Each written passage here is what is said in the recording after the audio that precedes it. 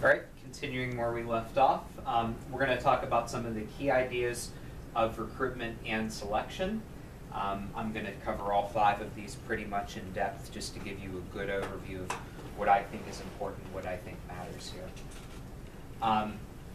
I think role expectations are incredibly important as a building principal when you're telling your teaching staff what you expect them to do.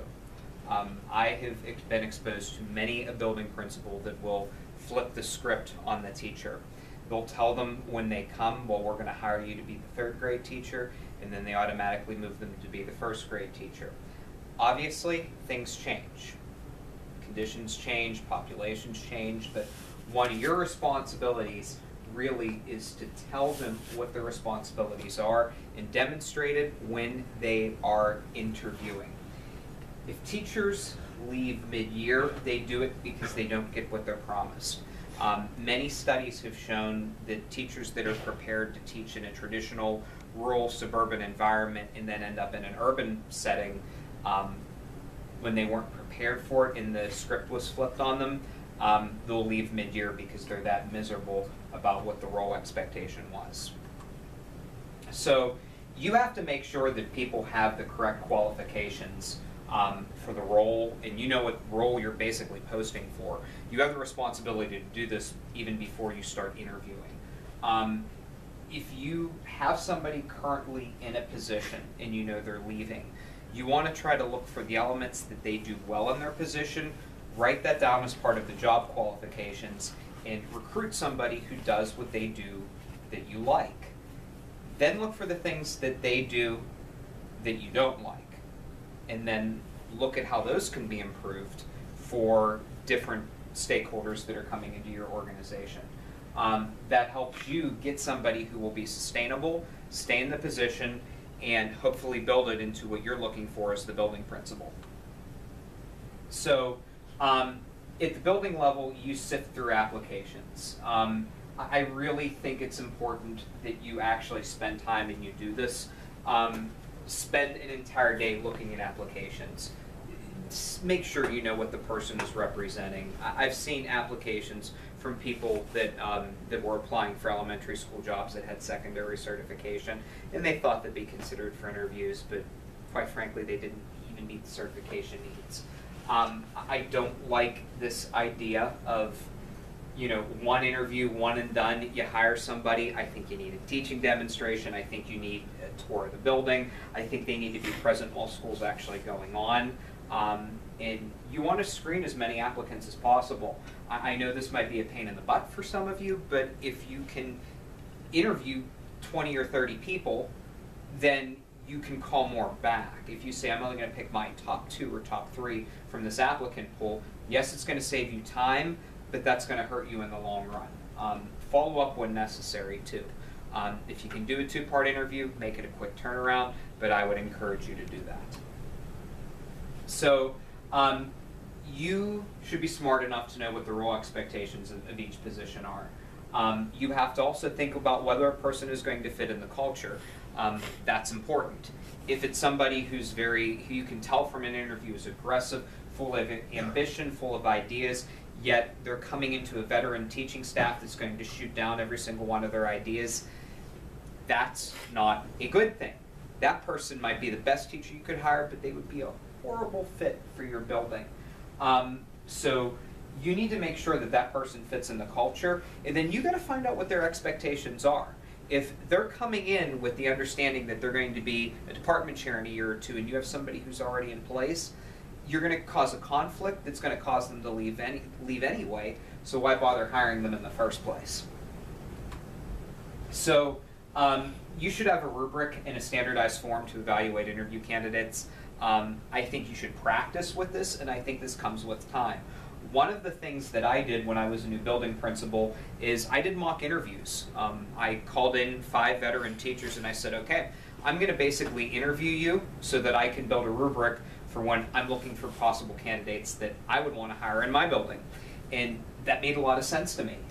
You know, when you can hire early in the season, that helps too, because then you've had a chance to fit people and you know what the rubric says, and you can fit to the rubric. So, when it comes down to it, money is important. You have to stress that. And I know I keep saying it, but this is a finance class. It's why, where I came from, people in Ohio go to Pennsylvania. And it's why people in Oklahoma go to Texas. If you can't compensate accordingly, you have to make people want to teach in your district. So you have to show them things other than compensation that will make them stay and make them interested in your building. So, you have to put somebody where you know that they're going to be the most successful. If you have a certification that's a K-5 and your building is a K-5, and the person on the interview says, I love upper elementary grades, and you tell them, well, your first year here, you're going to be a kindergarten teacher. They're going to say, okay, smile, shake your hand, accept the job, and they're going to keep looking. So you want to put them at a place where they can be successful and you think that they're going to fit as well. It'll retain a teacher long term, and the cost of replacement is more than the cost of hiring. So pay, you don't have autonomy over pay. Your building principals, you really don't. So one of the things that you can determine, though, is if an employee is transferring from one district to another, you can change pay based on previous years of experience. What I always suggest to do, if you have the autonomy to do this, equalize salary based on their previous district. So let's say step 4 of the salary scale at their old district was $39,000 a year. Yet in your district, that's step 6. If you can somehow put them on step 6, that's going to retain them as well because it gives them a higher step, but it also keeps them at the same level of salary. So if you have the opportunity to do this, that gives them confidence in you as a building leader, and it also helps you staff a position and possibly retain them, and then they can advance quicker. So we're going to talk about personnel development as well. Same as I've been doing for the other areas. We'll go through these one at a time and talk about ways that you can develop effective personnel. So, induction. You have to make people feel welcome. If you don't make somebody feel welcome, it's not going to work. You heard what I said earlier about mentor programs. Some are great, some are bad. They can go either way. It depends on the quality of the mentor that's assigned to the teacher. If there's an induction program, I believe principals need to be heavily involved in it, especially if you have a large staff of new teachers. If there's a good induction program, there's a direct correlation with retention. You need to be involved in it, and you need to make sure that the teacher feels welcome. So you also, once again, you need to see what are the program needs. You have flexibility to see what programs needed at the middle school and elementary level, because the certification allows you to shift teachers around. At the high school, you don't, because somebody comes in with a certification already, and their certification basically dictates what they're going to be teaching in the first place. So you can try to figure out where they're going to fit, what type of population they're going to work with.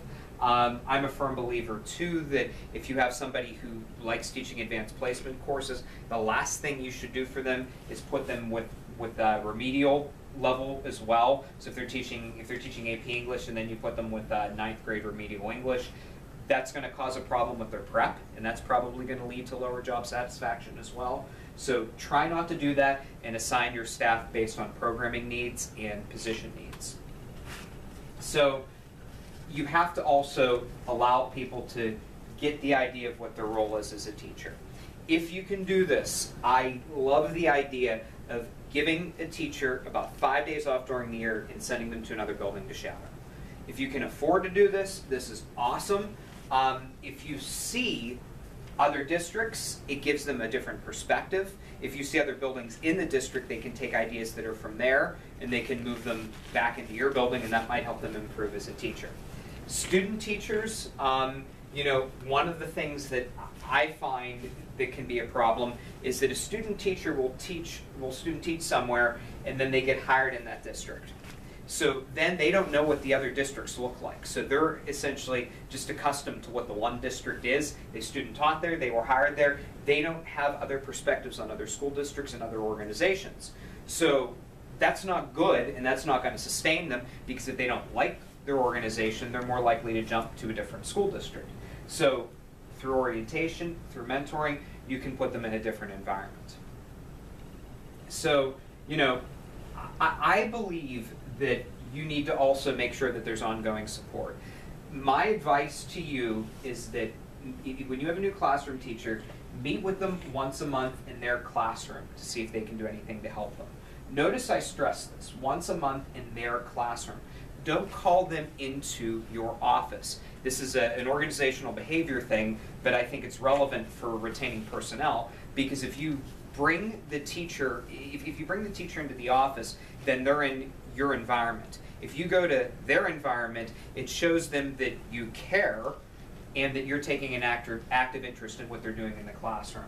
I think if you keep it going for the second and third year, by that point they're going to be effective teachers as well. Remember, people perfect being a teacher between, most will perfect by about year 6 or 7, some earlier, some later. That's why the research really says 4 to 11 years. It's when somebody becomes a master teacher.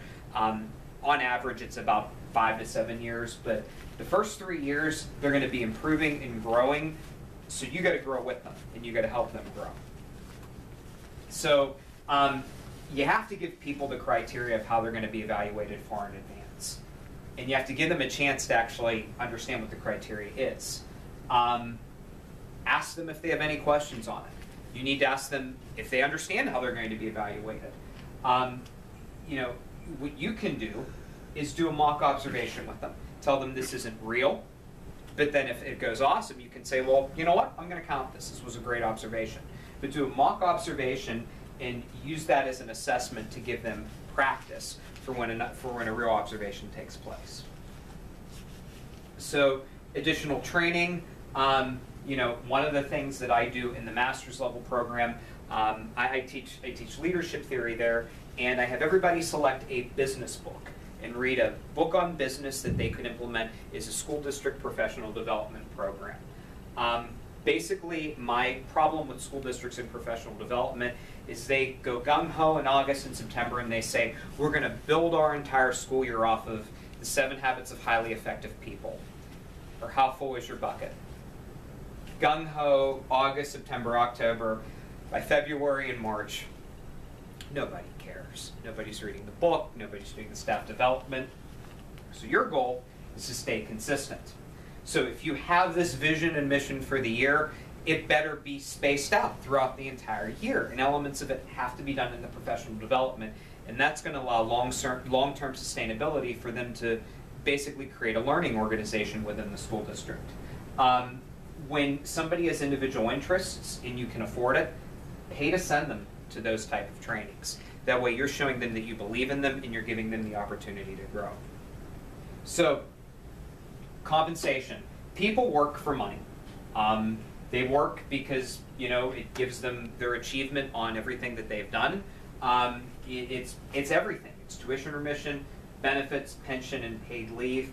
I said this earlier in the course, but 37% is the magic number. This is when people are willing to jump to a different organization. Even if they're happy in their current position, if they're getting paid 37% more, they're more likely to leave. So salaried employees, most people think of these as administrators and teachers. Most of the money that you spend in your budget is going to be teacher salaries. Job descriptions should basically be based on what the district has established is a relevant policy, and you do that through collective bargaining. We talk about union versus non-unionized positions. Depending on where you end up teaching, that's obviously a big deal, but when you have a union situation, the contract's going to be determined long in advance. You're kind of bound to whatever the terms of the contract are, and it creates differences in compensation. So negotiations, collective bargaining is intensive and complex. It's something that, if you're involved in this as a union principal, and you know that the contract is up in June, you have to start in September. You have to start meeting with teachers, meeting with representatives, and try to avoid long-term drawn-out union problem. If you can avoid it, that's going to make you more effective as well.